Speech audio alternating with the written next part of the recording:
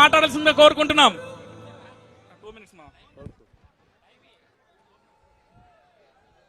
బాగున్నారా? మా అక్కలు, మా చెల్లెళ్ళు, మా తమ్ముళ్ళు, మా అన్నలు, చలివేస్తుంది, చల్లగా ఉంటుంది. అరకు వెళ్ళి ఆ చలిలోని మంటలు కాద్దాం అని వచ్చిన మాకు బ్రహ్మాండంగా ఈరోజు తెలుగుదేశం పార్టీకి మళ్ళీ నారా చంద్రబాబు నాయుడు ముఖ్యమంత్రి ఎప్పుడు చేద్దామా? మేము రెడీగా ఉన్నాం. సమయం లేదు మిత్రమా, 80 రోజుల టైం ఉంది. ఈ సైకో జగన్ పంపించడం కోసం 80 రోజుల టైం ఉంది. మేము రెడీగా ఉన్నామని చెప్పడానికి వచ్చినటువంటి మా పాడేరు మిత్రులకి, మా అరకు మిత్రులకి శిరస్సు వంచి ఈ కార్యక్రమానికి విచ్చేసినటువంటి తెలుగుదేశం పార్టీ కుటుంబ సభ్యులందరికీ కూడా నాకంటే పెద్దవారికి శిరస్సు వంచి వారికి పాదాబంధనాలు తెలియజేస్తూ, నాకంటే చిన్నవారికి నా యొక్క ధన్యవాదాలు తెలియజేస్తా ఉన్నాను.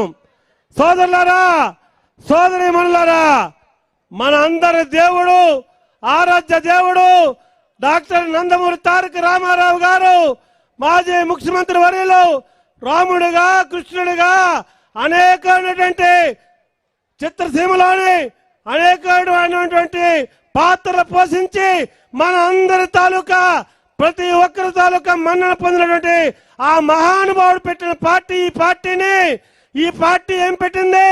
పేదవాడికి కూడు పెట్టింది, పేదవాడికి బట్టనిచ్చింది, పేదవాడికి ఏమిచ్చింది?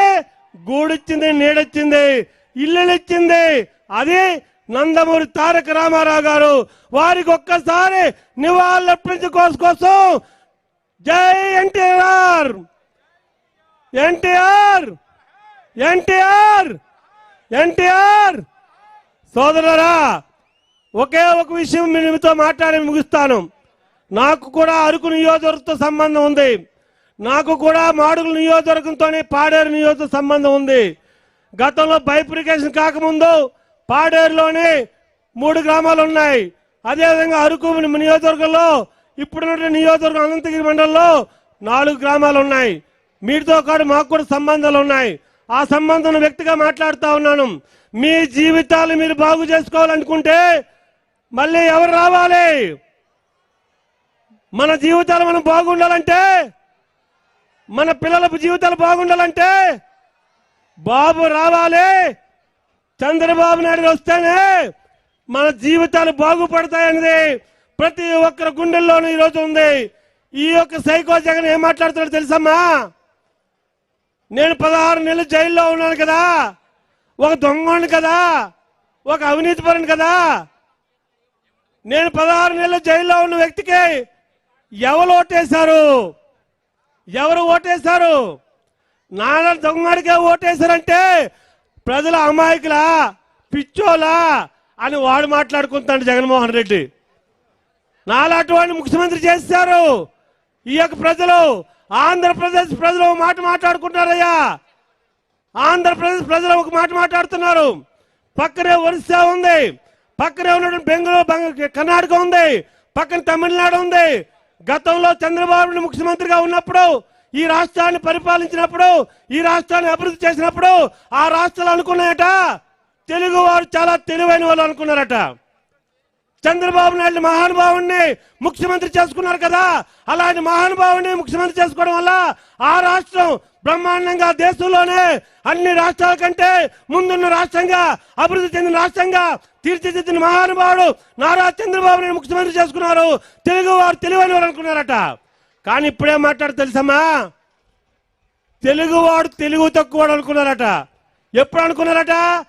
నా జైల్లో 16 నెలలు జైల్లో ఉన్న దొంగవాడికి ఓటేసి ముఖ్యమంత్రి చేస్తే ఆ రాష్ట్రంలో ఉన్న ప్రజలందరూ కూడా మాట్లాడుతున్నారు. పక్క రాష్ట్రాలన్నీ కూడా, దేశంలో ఉన్న రాష్ట్రాలని తెలుగువారు తెలుగు తక్కువవారు బాబు అని చెప్పి ఒక దొంగడు ముఖ్యమంత్రి చేశారని చెప్పి అది ఈ రోజు పక్క రాష్ట్రాలు మాట్లాడుకున్నాయి. తల్లి ఆ తప్పు జరగడానికి వీల్లేదు.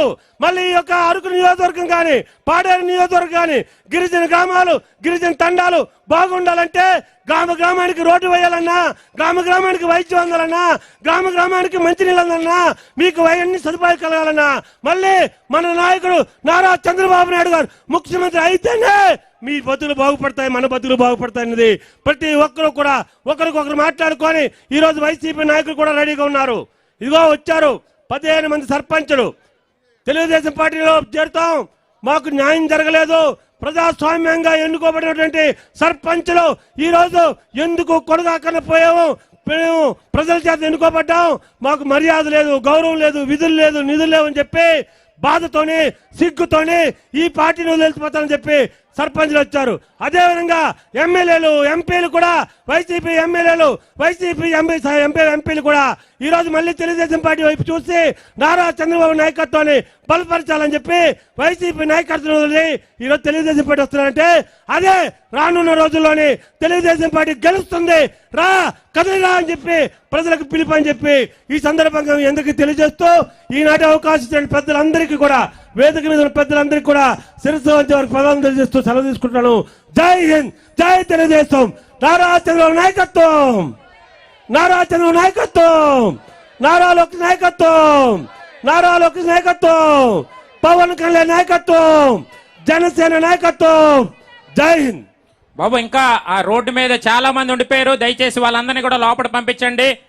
దయచేసి రోడ్డు మీద ఇంకా చాలా మంది ఉన్నారు, వాళ్ళందరినీ కూడా ఈ లెఫ్ట్ సైడ్ గా ఇటు సైడ్ ఉన్నారు, వీళ్ళందరినీ ఇక్కడ పంపించవలసిందిగా మనవి చేస్తా ఉన్నాను. సో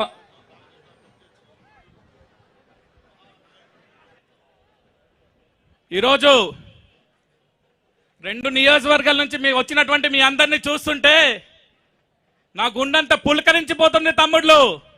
చంద్రబాబు నాయుడు గారి మీద మనకున్నటువంటి విశ్వాసం, ఆయన మీద మనకున్నటువంటి నమ్మకం, చంద్రబాబు